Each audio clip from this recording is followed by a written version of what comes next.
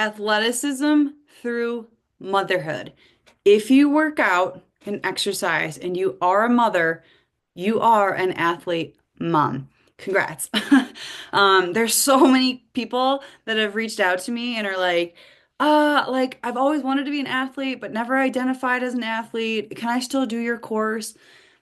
Yes. I know you guys are already in the course and that's why you're here, but if there's anybody that you know that would benefit from this, they do not need to be an athlete. I just want you guys to know that if you're ever telling people about the course and things like that. The whole point of the course is to help you see athleticism through motherhood. So, uh, it's a journey, right? Or maybe you're the client that's watching this that was a really high performer in high school and college, and then you had kids and you haven't quite been able to get back to that level. That was also kind of the goal behind this. As this is near and dear to my heart, because a lot of people, I've been incredibly active in my postpartum. I know I only have one kid, but it's like, oh, how do you do it and be a mom and all this stuff? And it's like, again, it's that balance. And that's going to look different for everybody. And what I did might be different than how you take on postpartum. You might have more kids, whatever that is. But my whole mission is that we can define ourselves as more than just a mother. We were more than a mother before we became a mother. We were this entire other being. And then we became a mother, and then all of a sudden, the world and society expect these things of us as moms. And I believe that when we don't listen to our soul and our intuition and we just do these things as a mother, we lose ourselves in that process. There are some people that are like, I was born and meant to be a mother, right? And that is their life's purpose. They have several kids. They are super fulfilled with just being mom. That has never been me. And I'll be the first to say that. I never thought that I would have kids. From a hormonal standpoint, and then I kind of like started to believe that narrative.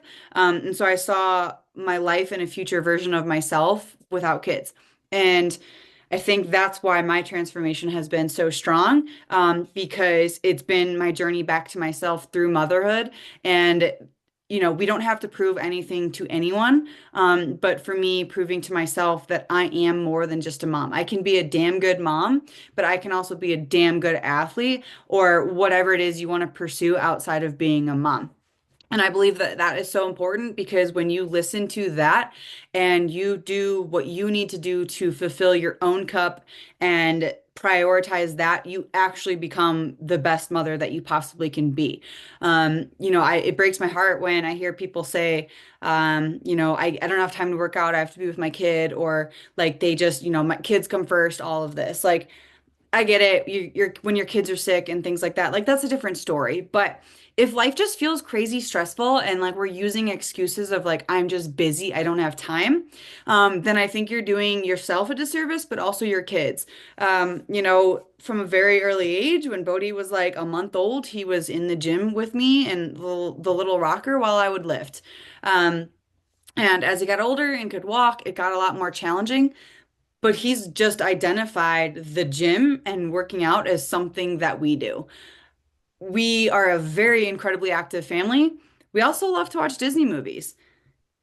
It's no wonder that on his own, one of Bodhi's favorite movies is Hercules because he gets to say that he has big muscles. He was Hercules for Halloween this past year. He was 2.5. Like, your kids resemble the actions and things that you show them. So, the postpartum is forever. And if you want to help show your kids what is possible and leverage them, or that's not the right way to say that, leverage them, but give them the leverage to be, yeah, there you go. Give them leverage to be successful down the road in their lives, then it starts with you. Um, and so, I just, if you're, again, I know this is kind of wrapping up the course. Maybe I could have started with this, but I think it's an important thing and message to leave you with as we kind of round out the course of, life, right? Like you might be watching this and you only have one kid and you're planning on having two, three, four more. Life life doesn't stop. We just continue with it, right? But it's this harsh truth of we're either growing or we're dying. And just because maybe you've never been something or you had this version of yourself before kids doesn't mean that you can't recreate that new version of yourself, whatever that looks like now or in the future, or again, if you have another kid.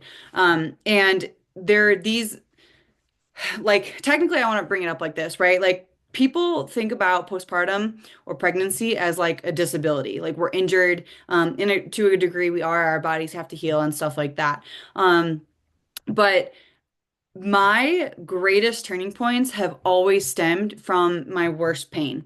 I've had a lot of trauma surrounding food and body image and movement, and I was the chronic overexerciser, undereater. I used to get injured a ton. My hormones got all messed up. Like, this is why I do what I do now because I've taken the time and spent a lot of money and a lot of time to further educate myself on a better way, right? And I've had three knee surgeries before I turned 21. I've weighed every weight imaginable. I've competed in a lot of different sports, whether it be team sport or solo. I've done a lot of things and I've been injured a lot.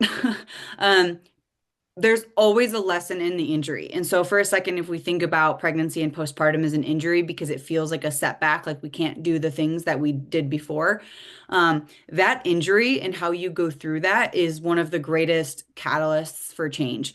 And so, lean into it. If now, I don't know how far along you are postpartum and you're watching this, but just know that there is so much change on the other side of that, and you're already ahead of most people by being here and prioritizing yourself.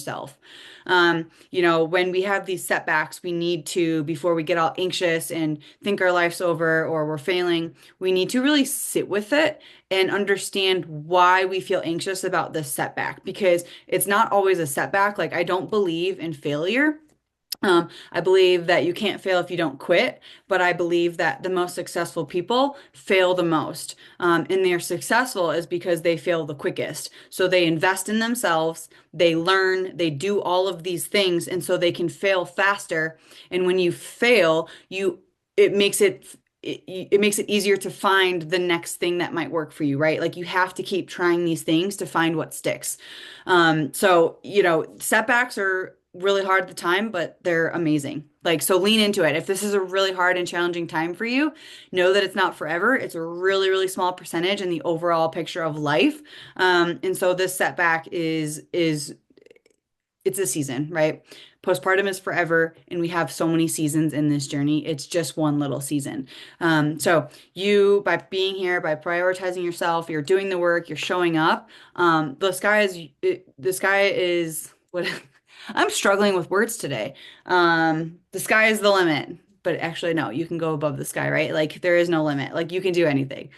Okay, time for me to stop this because I'm word vomiting. But okay, so again, this is this is week 11. Next week is your last week. So to listen to this again, think about it, think about the setbacks that you've had and how you've overcome them. I like doing that, and anytime I feel a challenging time come about because it's a reminder for how far we've come. And if you weren't successful, then you wouldn't be here today, right? This too shall pass, everything passes. And everything you've ever had has always been enough. That's why you're here. So, I'll leave you with that. I hope that this has been a good week for you so far, and I'm really excited and stoked. I can't believe that next week is already the last week of the course. There's several notifications going out to either have you book a call with me or prompt you to, let's see if it's a good fit if you want to continue to work together.